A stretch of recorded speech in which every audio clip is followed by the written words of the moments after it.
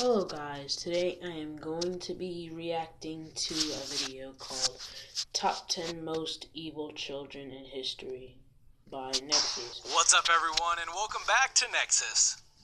Evil comes in many forms, like through cultist serial killer Charles Manson, who thought he heard messages in Beatles songs telling him to kill people, or Hitler's quest to achieve the master race through ethnic cleansing. Somehow, those stories are easier to stomach than stories about children committing similar atrocities, so I'd better warn you that if you have high morals or a weak stomach, to maybe keep away from this list.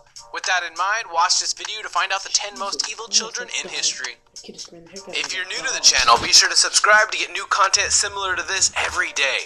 And for this video, let's see if we can hit the golden like button, which is 1,000 likes, so make sure to drop a like down below. Number 10. The first spot on our list goes to John Venables and Robert Thompson, who were convicted in the UK in 1993 for the murder of toddler James Bulger, when they themselves were only 10. This is one of the most grotesque and infamous murder cases in British history, and not all the details have actually been released or were told to James Bulger's mother, because the information was and still is too harrowing.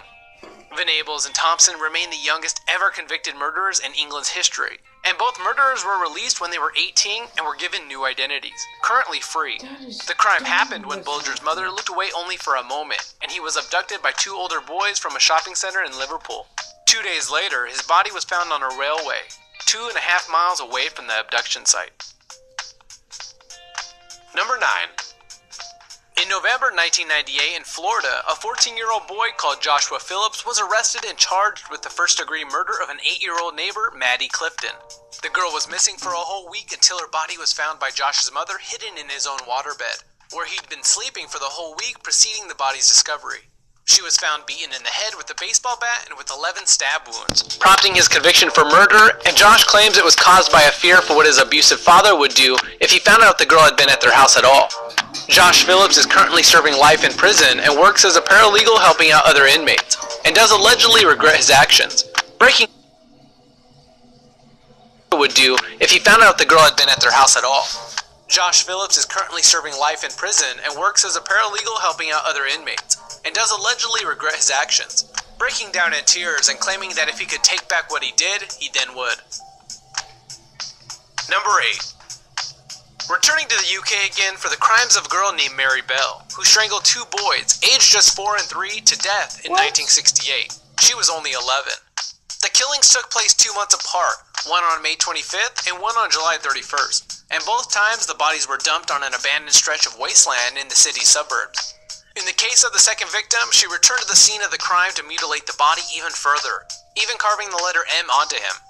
Bell was found guilty of 2 counts of manslaughter on the grounds that she was already displaying psychopathic tendencies, which apparently arose from her mother's abuse of her and attempts to kill her when she was much younger. These days, she is rehabilitated and free, with her identity and the identity of her daughter protected by court order. Number 7. Edmund Kemper is yet another killer who's still alive today, but thankfully still in prison, serving 8 consecutive life sentences for his crimes where he can't hurt anybody else. At the age of 15, he murdered his grandparents on his father's side and was put in prison until he was 21, and then was put into a hospital after being diagnosed as a paranoid schizophrenic. He had all the classic hallmarks of a psychopath, even once burying his cat alive and decapitating it once it died. He's also 6'9" and has an IQ of 145, these making it easy for him to overpower his victims. Once he was released from prison for killing his grandparents as a teen, he went on another killing spree where he murdered female college students and engaged in sexual activities with the corpses, until he ultimately killed both his mother and his best friend. Number 6. Another psychopath with an initial history of violence towards animals is Beth Thomas, unique on this list as being one of the only ones to have never actually killed anyone. She sure did attempt it though, once bashing her younger brother John's head into the ground so hard he ended up hospitalized and needing stitches. She was featured in a documentary you may have heard of called The Child of Rage, which shows interviews with her at length explaining her earlier violent sexual abuse at the hands of her father, which led to her mental problems. Once she even killed an entire nest of baby birds and tortured a dog. However, Beth Thomas is today completely rehabilitated and actually a nurse who helps children with conditions like she had. Number 5. So far, the violent incidents on this list have all been from the last century. But this one is scarily contemporary, happening on May 31st, just 3 years ago. In fact, it's so recent that it's still in the justice system. 12-year-old girls Anissa Weier and Morgan Geyser lured a classmate into the woods in Wisconsin and stabbed her 19 times. Luckily, the victim was found by a cyclist who called 911 and the girl's life was saved. What makes this case so interesting, though, is that the girls claim they committed the crime to impress fictional internet character Slender Man, who I'm sure you've all heard of, who the girls apparently found out about from the Creepypasta wiki. It just goes to show you really should be careful of what your kids look at online. Number 4. The United States of America is no stranger to school shootings, but one particular shooting in 1979 remains particularly famous, spawning a phrase often used in pop culture and in a song written by Bob Geldof, "I Don't Like Mondays." This is because the girl who carried out the shooting, Brenda Ann Spencer, cited this as her reason for the shooting, in which 9 people were injured and 2 killed, the 2 being the school's principal and a custodian. This happened at Cleveland Elementary School in San Diego, California, but Spencer was 16 and therefore not attending the school, instead using a .22 caliber rifle to shoot children out of the window. Currently, she is alive and still imprisoned. Number 3. This next killer was so infamous that his action led to changes to New York state law to allow minors as young as 13 to be tried as adults for murder. This is Willie Bosket Jr., and interestingly, his father, Willie Bosket Sr., was sentenced to life in prison for the murders of 2 people in a pawn shop just before his son was born. Willie Jr. had a violent reputation as a child, claimed that he would be a killer just like his dad, and he was right. In 1978, at age 15, he shot and killed 2 people on the New York subway train.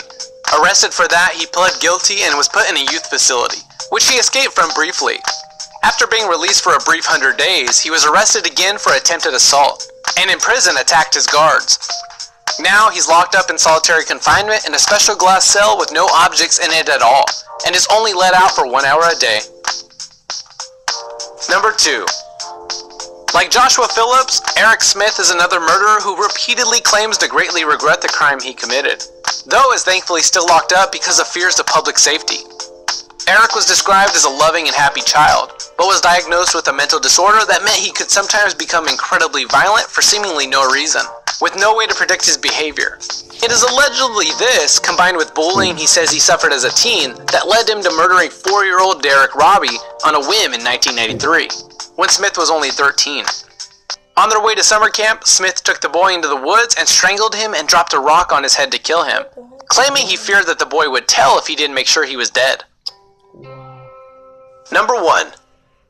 Our number 1 item is a boy called Amarjit Sada, whose crimes gained him the nickname from the presses, India's youngest serial killer, having taken multiple lives at the age of 8.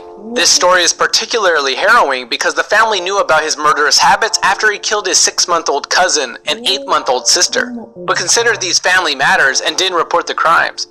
The line was crossed when he abducted a neighbor's daughter. All 3 he killed by strangling them and hitting them with a brick. Details he happily told his family and the authorities before asking for cookies to eat.